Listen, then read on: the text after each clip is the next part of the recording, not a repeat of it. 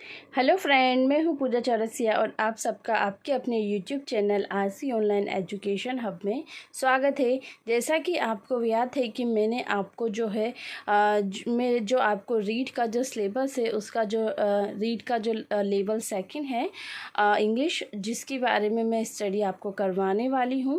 और मैंने इससे पिछली वाली जो वीडियो है उसमें मैंने आपको जो है डिटेल से जो है सिलेबस था लेवल सेकंड इंग्लिश का, उसको मैंने आपको अच्छे से एक्सप्लेन किया था। आई होप आपको वो समझ में आया हो।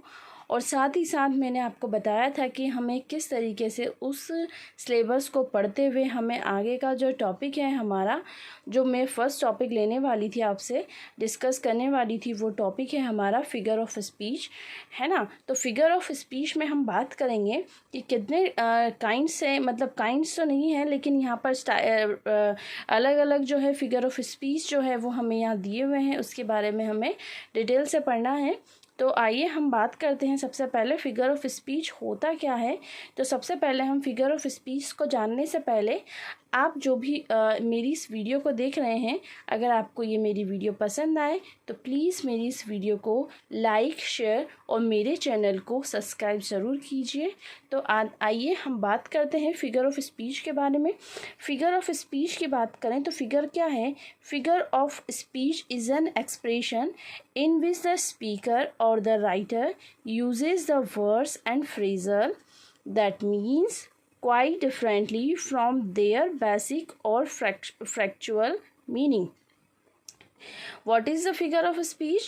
Figure of speech is an expression. Figure of speech क्या है बच्चों? एक expression है, एक भाव है in which जिसमें the speaker, जो speaker है यानी कि जो वक्ता है, और the writer जो लिखने वाला है, writer है, uses the words, वो किसका उपयोग करता है? वो वर्ड्स यानी शब्दों का उपयोग करता है, एंड फ्रेजल्स यानी कुछ शब्द समूह का उपयोग करता है, और जिसका मीन्स होता है क्वाइट डिफरेंटली, मतलब बिल्कुल यूँ कह सकते हैं बिल्कुल अलग उसका मीनिंग होता है ना। उसका जो अर्थ है वो बिल्कुल अलग होता है फ्रॉम देयर बेसिक, है ना, उसके मूल और फ्रैक्चुअल मीनिंग से, उसके मूल व तथ्यात्मक जो अर्थ है उससे वो बिल्कुल अलग होता है। जैसे हम समझ सकते हैं कि मानते हैं कि कोई अलंकार होता है, हमारे जो शब्दों हैं, हमारी जो भाषाएं हैं, उनको जो है ग्लोरीफाई करने के लिए, उनकी जो पूर्णता को बताने के लिए, उनकी क्वालिटी को बताने के लिए जब हम किसी ऐसे वर्ड्स को यूज़ करते हैं जो उसकी जो है ग्लोरी को बढ़ा देते हैं, है ना, तो उन्हीं शब्दों को हम क्या कहेंगे? उन्हीं शब्दों को हम फिगर ऑफ स्पीच नाम देंगे, है ना। और यहाँ पर देखो मेंशन किया गया है कि इट ग्लोरीफाइज द लैंग्वेज, यह ग्लोरीफाई करता है, मतलब यह बताता है किसके बारे में? भाषा के बारे में बताता है। जैसे हम चाहें, इसका जो मीनिंग होता है, ये लिखा हुआ कुछ वर्ड्स अलग होता है, लेकिन जब हम इसे एक्सप्लेन करते हैं तो इसका मीनिंग्स जो है उस विशेष वर्ड से, उस पर्टिकुलर मीनिंग से बिल्कुल डिफरेंट होता है। ठीक है, तो मैं कोशिश करूँगी कि आप जो है इसे अच्छे से समझ सकें। ठीक है, और आपको अगर ये वीडियो समझ में आती है या इसको तो आप जो है इसे दोबारा से देखिए अगर समझ में नहीं भी आती है, और अगर आती है तो प्लीज़ मेरी इस वीडियो को लाइक, शेयर और सब्सक्राइब कीजिए ताकि सबको इसका बेनिफिट मिल सके। तो आइए हम समझते हैं इसको, फिगर ऑफ स्पीच को। फिर से मैं आपको एक बार फिर बता देती हूँ कि फिगर ऑफ स्पीच क्या होता है। जिस तरीके से एक महिला होती है ना, या जिस तरीके से एक पुरुष होता है, तो ये क्या करता है? अपनी सुंदरता को बढ़ाने के लिए जिस तरीके से वो विभिन्न प्रकार के कॉस्मेटिक, या हम कह सकते हैं जो विभिन्न प्रकार के जो ज्वेलरीज जो है उनका उपयोग करते हैं ताकि उनकी सुंदरता में चार चांद लग सके, उसी तरीके से जो है हमारे इंग्लिश में भी फिगर ऑफ स्पीच होते हैं। ये क्या करते हैं? ये जो हमारे जो शब्द हैं, वाक्य हैं, उनकी सुंदरता को, उनमें लगकर उनकी सुंदरता को, उनकी ब्यूटी को ये बढ़ा देते हैं। ठीक है, तो सिंपल वे में तो यही है फिगर ऑफ स्पीच। बाकी आइए हम समझते हैं बहुत ही इजी वे में। देखते हैं सबसे पहले हम जो है, हमें जो इसमें जो है 6 फिगर ऑफ स्पीच की स्टडी करनी है। पहली है सिमिली, जिसे हम उपमा अलंकार भी कह सकते हैं। सेकंड है मेटाफर, जिसे हम रूपक अलंकार कहेंगे। पर्सोनिफिकेशन, मानवीकरण अलंकार कहेंगे। उसके बाद हमारा है अलिट्रेशन, एजोनेंस और राइम, जिसे मैं आपको नेक्स्ट वीडियो में पढ़ाऊंगी। तो सबसे पहले हम बात कर लेते हैं सिमिली की। सिमिली क्या है? Simile is a comparison between two different objects and events. Simile क्या होती है? देखो, हम किसी की क्या कर रहे हैं? उपमा कर रहे हैं। जब हम किसी की उपमा करेंगे तो हम क्या करेंगे? किसी दो ऑब्जेक्ट का, किसी दो व्यक्तियों का क्या करेंगे? और वो दो व्यक्ति भी कैसे होंगे बच्चों? अलग अलग होंगे। तो उनकी क्या करेंगे? जब आपस में हम तुलना करेंगे, है ना, कंपैरिजन करेंगे बिटवीन टू डिफरेंट ऑब्जेक्ट्स और इवेंट्स, यही क्या है? सिमिली है। यही क्या है बच्चों? सिमिली है। और आप जो है इसको और अच्छे से, जब हम एग्जाम्पल अभी पढ़ेंगे तो आप बहुत अच्छे से इसको समझ जाएंगे। उसके बाद नेक्स्ट देखिए, द ऑब्जेक्ट्स और events have one animate qualities. मतलब जो कोई ऑब्जेक्ट्स या इवेंट्स होगा ना, मतलब कोई भी वस्तु है या कोई भी घटना है, उसमें क्या होगा? एक एनिमेट का मतलब एक जीवित गुण होगा उसके अंदर, ठीक है। हाँ, हम कह सकते हैं कि दोनों निर्जीव नहीं होंगे, एक जीवित होगा और एक इनएनिमेट, एक सजीव और एक निर्जीव जो है, वो दोनों जो क्वालिटीज़ उसके अंदर होगी। तो यहाँ पर वो मेंशन कर रहा है कि ये क्या होगी? एनिमेट क्वालिटीज़ उसके अंदर होगी, ठीक है, सजीव क्वालिटी।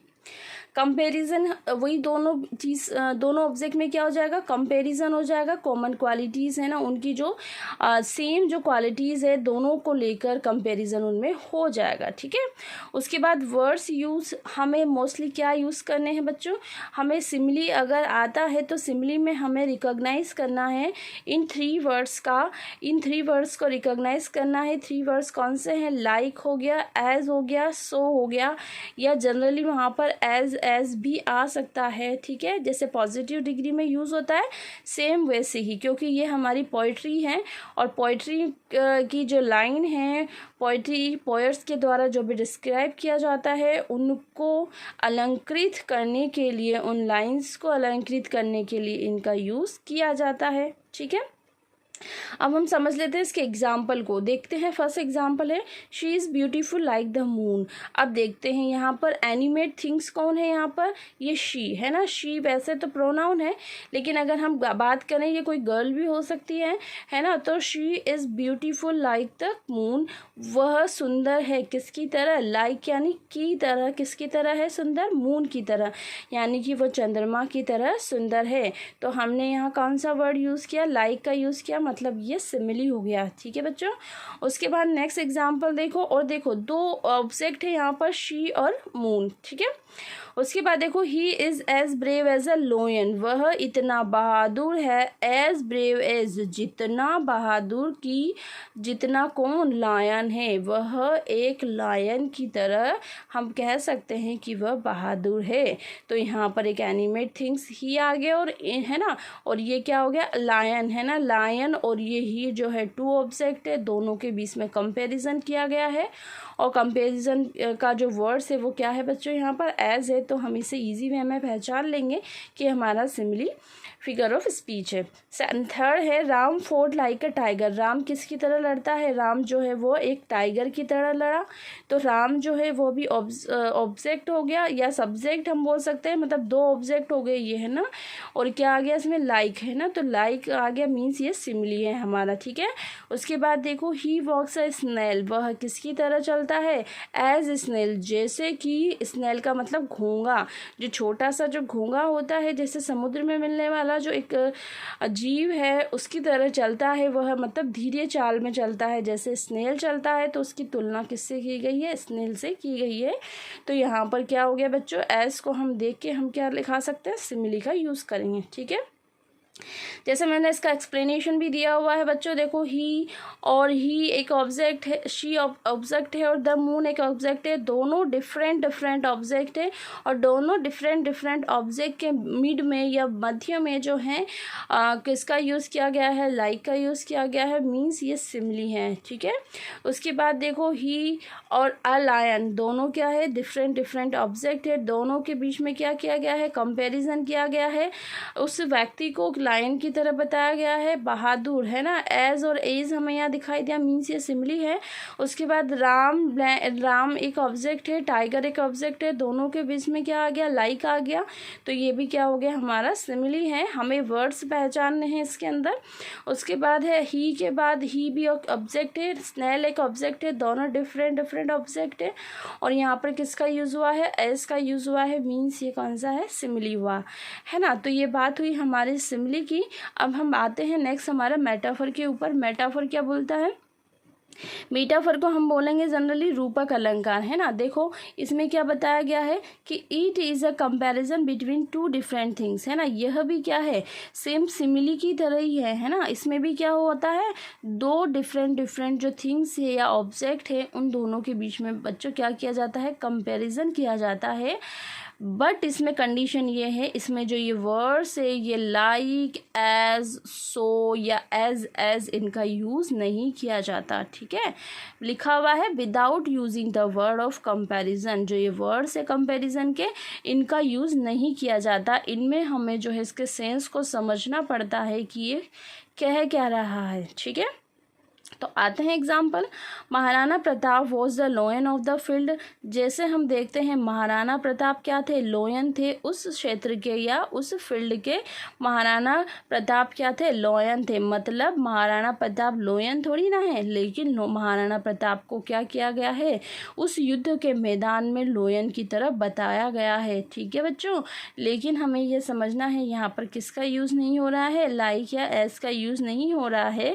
तो हम यहाँ पर सिमिली नहीं करेंगे, हम यहाँ पर क्या लिखेंगे, मेटाफर का यूज़ करेंगे, ठीक है। उसके बाद देखिए ministers are the pillars of country. Exam में सेम ऐसे ही होता है, ये क्वेश्चंस, ये लाइंस ऐसे दे दी जाती है, उसमें आपको नीचे ऑप्शन दिए जाते हैं कि ये कौन सा फिगर ऑफ स्पीच है, ठीक है।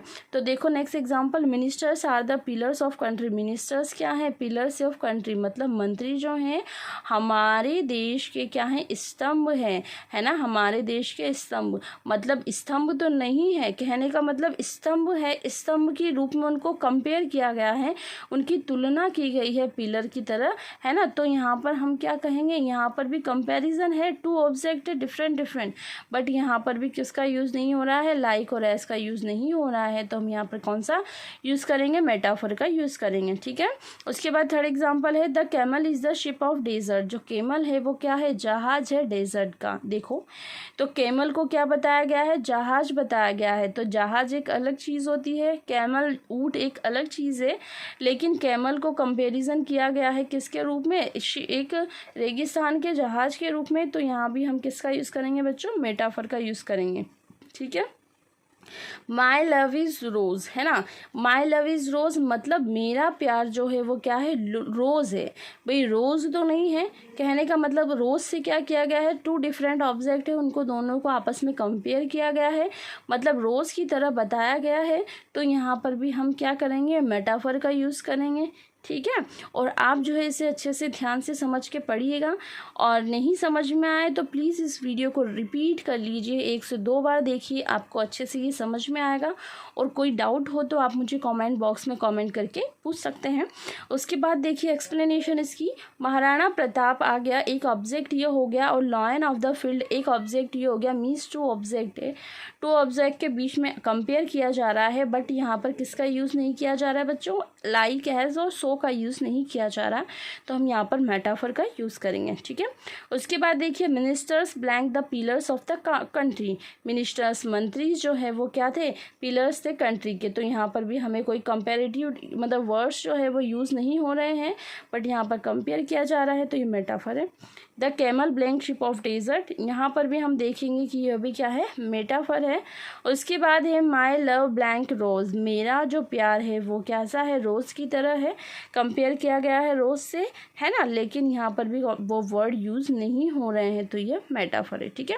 उसके बाद लास्ट हम अभी देख लेते हैं पर्सोनिफिकेशन। पर्सोनिफिकेशन का मतलब क्या होता है, मानवीकरण। मतलब ऐसी चीज़ें हैं जिनको हम जो हैं, ऐसी निर्जीव वस्तुएं जिनको हम सजीव करते हुए ऐसा प्रतीत होता है मानो कि वह सजीव है, उनको ऐसे बताया जाता है, वही क्या कहलाती है, पर्सोनिफिकेशन कहलाती है। क्या कहलाती है, पर्सोनिफिकेशन। हम देखते हैं पर्सन और फिकेशन, पर्सन यानी व्यक्ति और फिकेशन यानी निर्माण करना या बनाना, यानी कि व्यक्ति का रूप देना या व्यक्ति को बनाना ही क्या हो जाता है, पर्सोनिफिकेशन हो जाता है। देखिए इसके explanation, lifeless things are treated as if they were human being. मतलब लाइफलेस का मतलब निर्जीव, जिनमें लाइफ नहीं होती हैं, ऐसी चीज़ों को ट्रीटेड यानी ऐसा बिहेव किया जाता है, उनको ऐसा माना जाता है एज इफ मानो दे वर ह्यूमन बीइंग, मानो वो कैसी हो, वो मानव हो। मतलब जैसे मानव होते हैं, जैसे ह्यूमन बीइंग होते हैं, उनकी तरह किसी निर्जीव वस्तुओं को ट्रीट किया जाता है। This is called the personification. उसी ही क्या कहेंगे बच्चों, पर्सोनिफिकेशन कहेंगे। जैसे एग्जाम्पल देखते हैं, time and tide waits for none. Time यानी समय और जो टाइड यानी ज्वार जो है वो क्या नहीं करते, वेट्स फॉर नन, वो किसी का इंतज़ार नहीं करते। तो इंतज़ार कौन करता है, इंतज़ार तो कोई व्यक्ति होगा, है ना, वो इंतज़ार करेगा, कोई सजीव होगा व्यक्ति, वही इंतज़ार करेगा। लेकिन यहाँ पर निर्जीव, टाइम और टाइड क्या है, निर्जीव है, इनएनिमेट थिंग्स है, फिर भी इनको क्या कहा गया है कि ये क्या करते हैं, किसी का इंतज़ार नहीं करते। तो मतलब इन दोनों को क्या बना दिया, इन दोनों को पर्सोनिफाई कर दिया, मतलब इनको मानवीकृत कर दिया। यहाँ पर आई बात समझ में। उसके बाद देखो, opportunity knocks at the door but once. Opportunity का मतलब अवसर जो है वो क्या करते हैं, नॉक्स यानी खटखटाते हैं, एट द डोर दरवाजे पर, बट वंस लेकिन एक बार। मतलब अवसर जो है वो क्या करते हैं, एक बार ही दरवाज़ा खटखटाता है। अब आप देखेंगे कि अपॉर्चुनिटी कोई निर्जीव है, सॉरी सजीव है क्या, एनिमेट थिंग्स है, अपॉर्चुनिटी नहीं है ना। अपॉर्चुनिटी क्या है, अवसर जो है इनएनिमेट थिंग्स है, यानी कि लाइफलेस थिंग्स है ना। फिर भी उसके लिए क्या बताया गया है कि वो क्या करता है, मानो दरवाजे को खटखटाता है। तो यहाँ पर जो है अपॉर्चुनिटी को भी बच्चों क्या कर दिया, पर्सोनिफाई कर दिया। उसके बाद देखो, death lays his icy hands on king. जो मृत्यु है ना, वो अपने जो है ठंडे हाथों को किसके ऊपर रखती है, किंग के ऊपर। मतलब कहने का यहाँ पर है, जो मृत्यु ने अपने जो निर्दयी हाथ है वो किसके ऊपर रख दिए हैं, राजा के ऊपर रख दिए हैं। कहने का मतलब मृत्यु जो है वो किसके ऊपर आ गई है, राजा के ऊपर आ गई है। अब आप देखेंगे कि मृत्यु कोई एनिमेट थिंग्स थोड़ी ना है, मृत्यु तो क्या है, इनएनिमेट थिंग्स है, यानी कि लाइफलेस थिंग्स है ना, निर्जीव है ये तो एक तरीके से। फिर भी इसको कैसा बताया गया है, जैसे इसने अपने जो है ठंडे हाथ किसके ऊपर रख दिए हों, किंग के ऊपर रख दिए हों। किंग तो एनिमेट है ना, किंग तो सजीव है ना। तो यहाँ पर जो मृत्यु को यानी डेथ को क्या बता दिया, पर्सोनिफाई कर दिया, है ना, इसको भी मानवीकृत कर दिया यहाँ पर। उसके बाद देखो, लव इज़ ब्लाइंड। लव क्या होता है, लव इज़ ब्लाइंड का मतलब लव जो है वो अंधा होता है। अब जो है ब्लाइंड कौन होते हैं, जनरली ब्लाइंड कौन होते हैं, कोई पर्सन होगा, कोई थिंग्स होगी, कोई एनिमेट थिंग्स होगी। मतलब हम ये कह सकते हैं जिसके 2 आईज़ होगी, है ना, जिसकी आँखें होंगी, जो देख सकता है वह क्या होगा, वह सजीव होगा, है ना। लेकिन यहाँ पर क्या बताया गया है, लव इज़ ब्लाइंड। तो लव तो कैसा है, निर्जीव है ना, इनएनिमेट्स हैं, हम उसे नहीं देख सकते, बस हम उसे फील कर सकते हैं। तो यहाँ पर उसको बताया गया है कैसा, ब्लाइंड बताया गया है, अंधा बताया गया है। तो यहाँ पर लव को क्या कर दिया बच्चों, इस लव को भी यहाँ पर पर्सोनिफाई कर दिया, मतलब इसको मानवीकृत कर दिया है। ठीक है, उसके बाद इसकी एक्सप्लेनेशन समझ लेते हैं। इनएनिमेट थिंग्स इधर हमने लिख दी है, जैसे टाइम और टाइड जो है इनएनिमेट से, है ना, लेकिन इसके लिए क्या कहा गया है, ये वेट नहीं करता, है ना, ये क्या नहीं करता, वेट नहीं करता, इसको मानवीकृत कर दिया है। सेकेंड में अपॉर्चुनिटी जो है इनएनिमेट थिंग्स से, अवसर जो हैं वो क्या है, इनएनिमेट्स यानी निर्जीव वस्तुएं हैं। मृत्यु जो है वो भी निर्जीव है, मतलब जिसे हम ना देख सकते हैं ना छू सकते, ओनली हम क्या कर सकते हैं, इनको लव है, केवल इनको हम फील कर सकते हैं। क्या कर सकते हैं बच्चों, फील कर सकते हैं। तो मतलब समराइज में हम कहें, किसी निर्जीव वस्तुओं को सजीव करके बताना, है ना, यही क्या कहलाता है, पर्सोनिफिकेशन, मानवीकृत कहलाता है। और आप जो हैं ज़्यादा से ज़्यादा ज़्यादा इसके एग्ज़ाम्पल्स करेंगे, जब इसको समझेंगे तो आपको बहुत अच्छे से समझ में आ जाएगा। अगर आपको ये मेरी वीडियो पसंद आई है तो प्लीज़ मेरी इस वीडियो को लाइक, शेयर और मेरी इस चैनल को सब्सक्राइब कीजिए, ताकि जो है मेरी वीडियो का बेनिफिट दूसरे बच्चों को भी मिल सके। और हाँ, आप कमेंट करना ना भूलें कि मेरी वीडियो आपको कैसी लगी। Thanks for watching this video.